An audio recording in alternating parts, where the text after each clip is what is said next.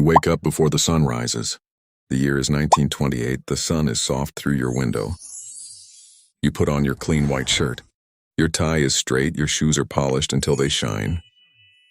When you walk down the street, shopkeepers lift their hands in greeting morning. They say you nod with quiet pride. You are not a celebrity. You are not a politician. You are a banker. Inside the bank, everything feels solid. Ledgers are neat, numbers are balanced. Deposits grow every week. Farmers, shop owners, factory workers, they all stand in line to hand you their savings.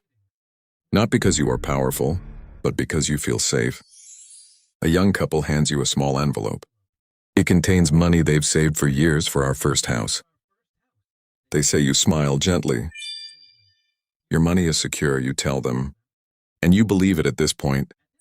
You are not greedy, you are proud. The bank represents order, structure, stability. The world makes sense, then something small changes.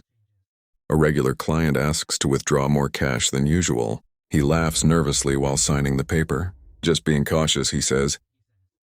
The next day, another customer asks strange questions about market rumors. You read the newspaper, the markets are falling. Factories slowing, businesses are closing. In a single week, the stock market loses more value than the entire United States spent during the First World War.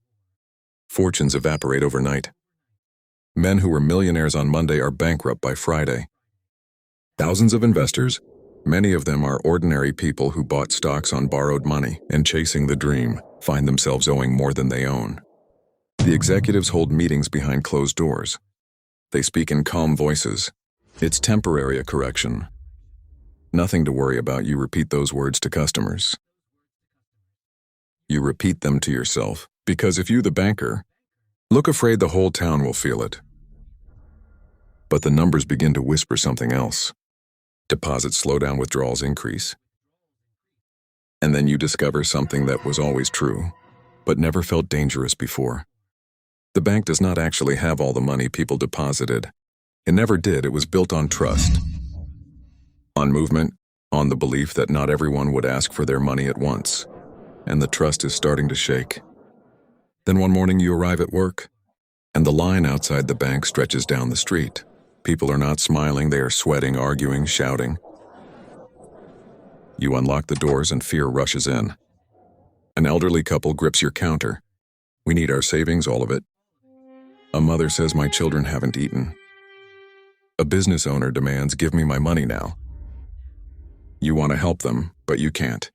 Not because you don't care, but because the money isn't there. You hand out cash until the drawers grow thin. Your hands begin to shake. Outside, the line grows longer. You tell people to come back tomorrow. You know tomorrow will not fix this. By noon, the cash reserves are nearly gone. You close the doors early. Fists pound against windows. Someone calls you a thief. A brick hits the window, cracks it, but doesn't break through. Police arrives to handle the situation. That night, you don't sleep. You stare at the ceiling and realize something terrifying. Your job is no longer about numbers. It is about deciding who survives the day. The next morning, you begin making silent decisions. Who gets paid, who is delayed, who is turned away. You recognize faces. The man who needs insulin, the widow who has nowhere else to go, the businessman who knows powerful people. You can't pay everyone, so you choose. Every decision saves one person and dooms another. People stop seeing you as a neighbor. In the streets, the word spreads like wildfire. They call you thief, liar, criminal. You want to grab them by the collar and shout, I didn't build this system. You didn't create risky investments. You didn't crash the market. You didn't steal their savings. But to them, you are the system. You wear the suit, you stand behind the counter. You said your money is secure, so you become the face of their pain. Newspapers print headlines about bankers. Neighbors stop greeting you. Friends avoid your door. Children are pulled away when you walk by. Your identity begins to crumble. Then the final blow arrives. The bank announces salary cuts, then it cuts staff, then it closes. By the time it's over, nearly 9,000 American banks failed between 1930 and 1933.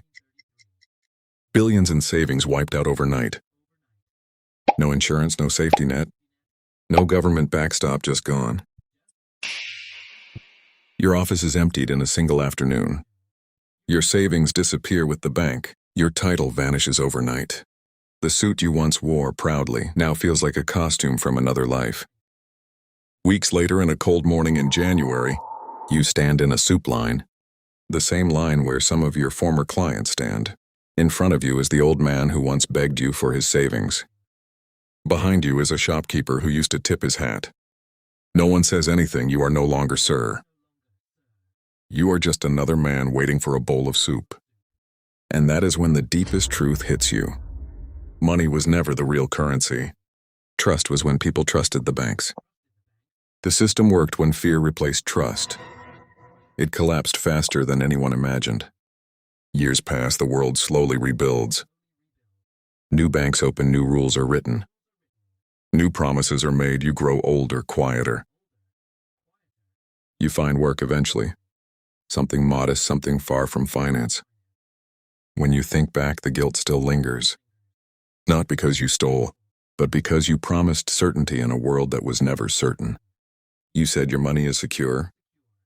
You believed it, but belief was not enough. So now I ask you, if you were behind that desk, with a line of desperate faces staring at you, and not enough money to save them all, who would you choose? The one who needs it the most? The one who came first, the one whose face you know, or the one who knows powerful people? There is no right answer. There is only the weight of it. And could you carry that weight?